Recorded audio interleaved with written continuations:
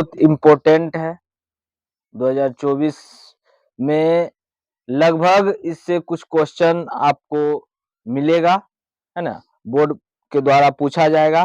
तो आज डिस्कशन में टोटल 60 प्लस क्वेश्चन जो है उसका डिस्कशन होगा सभी सब्जेक्ट से। चलिए बारी बारी से देखते हैं बच्चे कितना रिवीजन कर पाए। पहला क्वेश्चन है, डॉक्टर भीमराव अंबेडकर का जन्म कब और कहाँ हुआ था, बताइए। 14 अप्रैल 1891 मऊ के मध्य प्रदेश में। बिल्कुल सही है ना, 14 अप्रैल 1891 महू मध्य प्रदेश में, बिल्कुल राइट जवाब। कहता है अगला क्वेश्चन, डॉक्टर अंबेडकर के माता पिता का क्या नाम था? पिता का नाम रामजी सकपाल, माता का नाम भीमाबाई। हाँ बिल्कुल सही जवाब है ना, पिता का नाम क्या था? तो रामजी सकपाल और माता का नाम भीमाबाई। लेखक को इस युग में कहाँ पर विडंबना दिखाई दिया? जातिवाद। जातिवाद, राइट जवाब। कथा श्रम विभाजन और जाति प्रथा क्या है? निबंध है, क्या है? आवाज आना चाहिए, है ना। कथा भारत में जाति प्रथा का मुख्य कारण क्या है? बेरोजगारी, बिल्कुल सही जवाब। कहता है अब देखिए पद से भी आपका है, राम नाम बिनु बिरतहि जग जन्मा, यह पंक्ति डैश की है, मतलब किससे लिया गया है? गुरु नानक, क्या है? बिल्कुल सही जवाब। कहता गुरु नानक ने किन्हें सम्मान दिया? किसको? बिल्कुल सही, स्त्रियों को। चलिए अगला क्वेश्चन, कहता है गुरु नानक की रचनाओं का संग्रह किसने किया? बिल्कुल राइट जवाब, गुरु अर्जुन।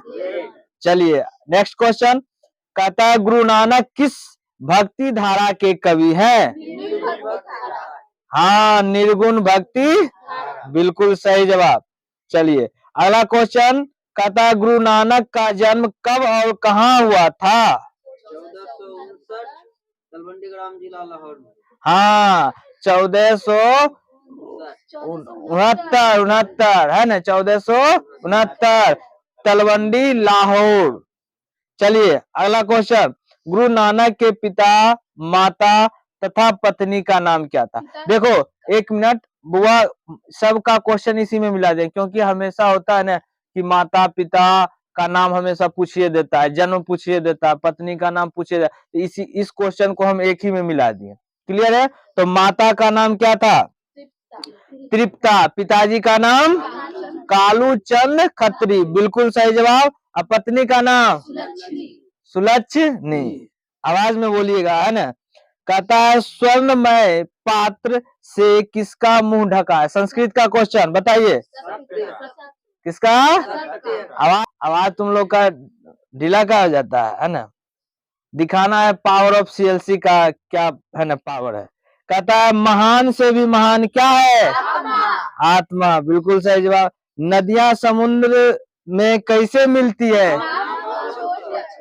नाम और रूप को छोड़कर, बिल्कुल सही जवाब। कहता मंगलम पाठ में कुल कितने मंत्र हैं? 5। क्या बात है। कहता है किसकी विजय नहीं होती?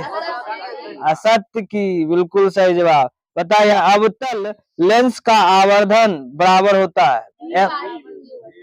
हाँ, अगर पूछे जाए आवर्धन, मतलब आवर्धन m से सूचित किया जाता है, तो m बराबर हो जाएगा v/। क्लियर है। चलिए कहता है प्रकाश के परावर्तन के कितने नियम? बुआ प्रकाश के परावर्तन के भी 2 नियम। अब पूछा जाए अपवर्तन, 2। क्लियर है? चलिए कहता है सरल सूक्ष्मदर्शी में किसका उपयोग होता है? उत्तल लेंस, सही जवाब। कहता है किस माध्यम के अपवर्तनांक का मान होता है? साइन i/, बिल्कुल सही जवाब, है ना।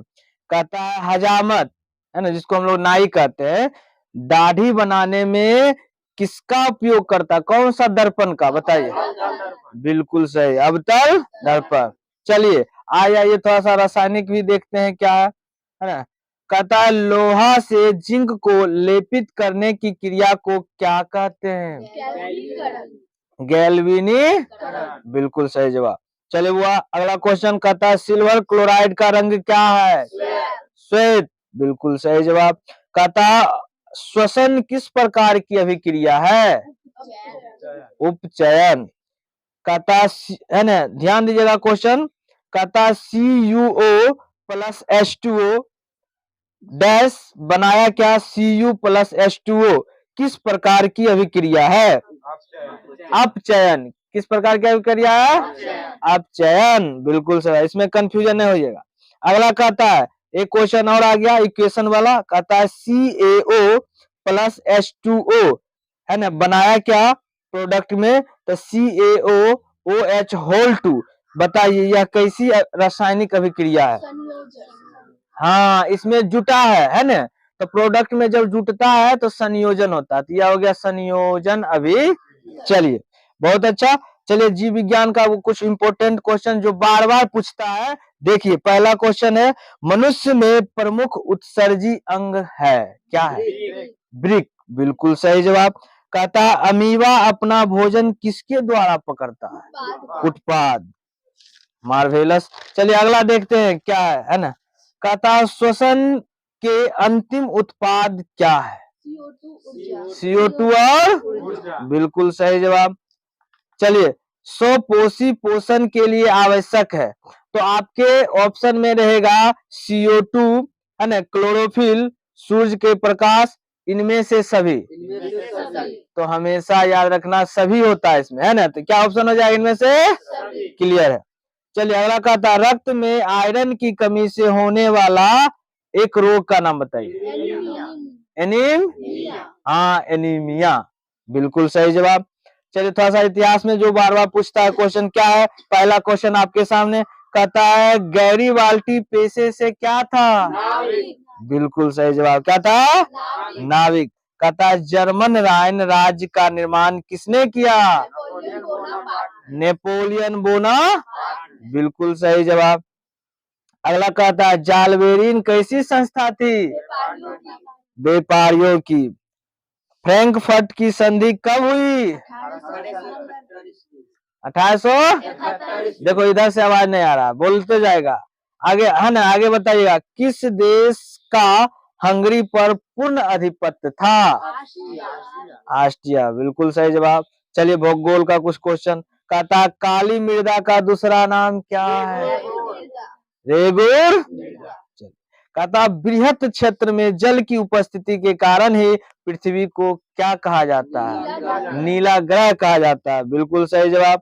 कहता देश के बांधों को किसने भारत का मंदिर कहा था? बताइए।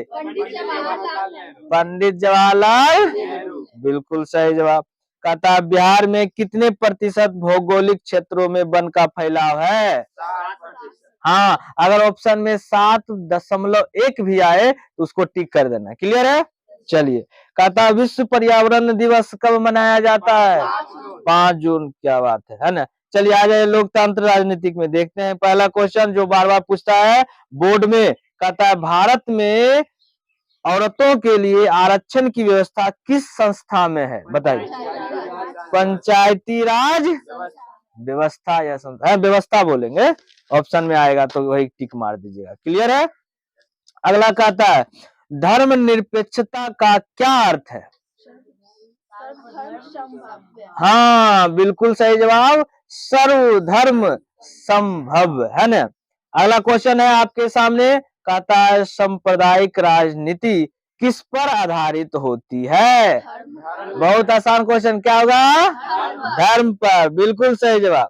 कहता है कौन व्यक्ति लोकतंत्र में रंगभेद के विरोधी नहीं थे? जैड गुड्डी। क्या जय एकदम बहुत सही जवाब हो गया आपका, है ना। अगला क्वेश्चन है, कहता है धर्म को राजनीति से अलग नहीं किया जा सकता है, यह कथन मतलब यह कथन जो है किसने कहा था? बताइए। महात्मा। बिल्कुल सही जवाब। कहता है कृषि कार्य में महिलाओं की भागीदारी कितना प्रतिशत है? बिल्कुल सही जवाब, 40%। चलिए कुछ अर्थशास्त्र जो हर एक साल क्वेश्चन को दोहराता है, वो ये सब क्वेश्चन भी आई है ना। तो आप लोगों से अनुरोध है कि आप लोग देखते रहिए, है ना, क्वेश्चन का जवाब देते रहिए। अगला क्वेश्चन आपके सामने आया है, भारत में योजना आयोग का गठन कब किया गया था? 15 मार्च 1950। 15 मार्च 1900। चलो लड़का तरफ देखिएगा, है ना, वो सब कहाँ से बोलिए आवाज निकाल के, याद है ना वो? हाँ, तो फिर हिचकिचाना नहीं है, जवाब देना है परफेक्ट। कहता है अगला क्वेश्चन, किसे प्राथमिक क्षेत्र भी कहा जाता है, बताइए। चलिए अगला क्वेश्चन फिर लड़का तरफ से है, कहता है किस क्षेत्र को तृतीयक क्षेत्र कहा जाता है?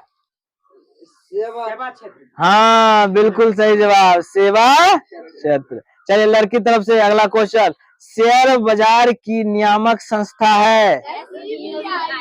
SEBI। बिल्कुल सही जवाब, बहुत अच्छा। अगला क्वेश्चन है लड़का तरफ से, बताइए भारत में नीति आयोग की स्थापना कब हुई? जनवरी 2015। बिल्कुल सही जवाब। इसी तरह रिवीजन करते रहिए और, है ना, बोर्ड के क्वेश्चन को दोबारा से रिपीट करते रहिए, क्योंकि हमेशा बोर्ड जो है इस तरह का क्वेश्चन पूछते रहता है, इसीलिए आप लोगों को कहा जाता है कि बार बार रिवीजन करिए, है ना। और डिस्कशन करने से बहुत ऐसे क्वेश्चन होते हैं जो आपको हमेशा के लिए याद हो रहा है ना, तो याद हो जाने से आपको वह चीज बहुत बेनिफिट होगा परीक्षा के लिए। तो बाकी अगले क्लास में डिस्कशन के लिए मिलेंगे, बाकी के लिए